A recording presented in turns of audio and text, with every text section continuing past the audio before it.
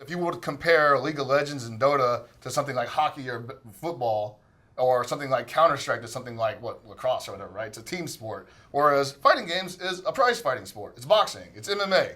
And it's almost coming to the point where, like, you know, we need to possibly rethink how we present this to people, you know? Because you don't see a lot of, like, MMA or boxing tournaments on TV. You see a lot of matches, but you don't see a lot of guys just going through guy after guy after guy in the span of 3 days on the weekend, you know? Yeah. Production and programming is becoming a huge issue, I feel. A lot of people are just saying, I don't want to watch these matches. If it's good, you know, and you present it to me in a nice way, I might catch it. Sure. But mainly, I want to watch the guy who's probably going to win this tournament. Of course. Or this guy I've seen to win another tournament. I want to watch my favorite player. I mean, that's a problem that a lot of other esports circuits have had to go through, too. I remember way back in the StarCraft days, people wanted to invite the same 8 players to every tournament because they knew they would draw viewers, you know? Yeah. Or like top 8 Sundays in fighting games have disproportionately much higher viewership than the rest of the bracket. Well, you're right. It's actually funny. I you know, just not to sidetrack you, but it was a topic brought up today, as a matter of fact. So it was discovered that MLG is going to be doing the regional finals, and it's going to be like an invite, you know, based on the rankings and leaderboards or ladder, right? Whatever the format is going to be for Halo World Championship. Now, the funny note about that is the community actually went against it and were like, we want more open tournaments, right? But I went on this, you know, popular community called Team Beyond for Halo, and I was like, hey guys, you know, the fact of the matter is, like, people want to watch the best in the world play.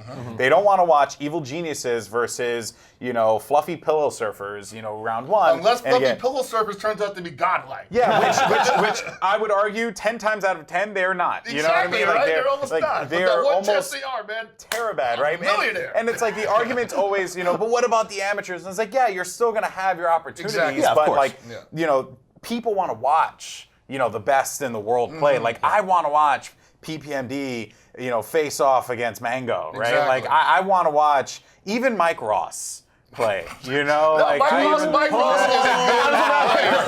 Mike, I will go on record saying Mike is a good player, much like myself. We are disrespected by our own community. I know. Well, he's disrespected by his own company. So, like, no. But, like, I want to see the best players play, right? And that's just the fact of the matter, right? Right. You know? And you're just a guy who's just turning it on and saying, like, hey, well, show me something, Yeah, right? I watch Evo for the top 8. Yeah.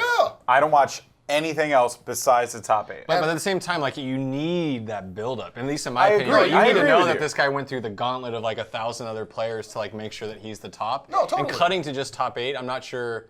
I don't know if it would be as compelling, right? Like maybe, but I think that's like one of the great parts of And it. it's always the things that you miss, right? Like, I mean, we had an event, IPL, where we saw the birth of a star in Scarlet who came out of nowhere and crushed her way through a bunch of Korean players. And if you were only watching top 8 players, you would never watch that, you know? You would have never seen that story. Totally agree. I agree with you, though, because I think that what esports has lacked traditionally is predictability of scheduling of matches. What sports and what traditional sports do very well is that you're saying prize fights. I know 2 months in advance who's going to be the title card, who's going to be the cards underneath that. Right. You know, promote the crap out of it. Exactly. I know starting in freaking March who's going to be playing the upcoming NFL season every single week, and I can plan and promote every one of those games and the storylines that are going into it.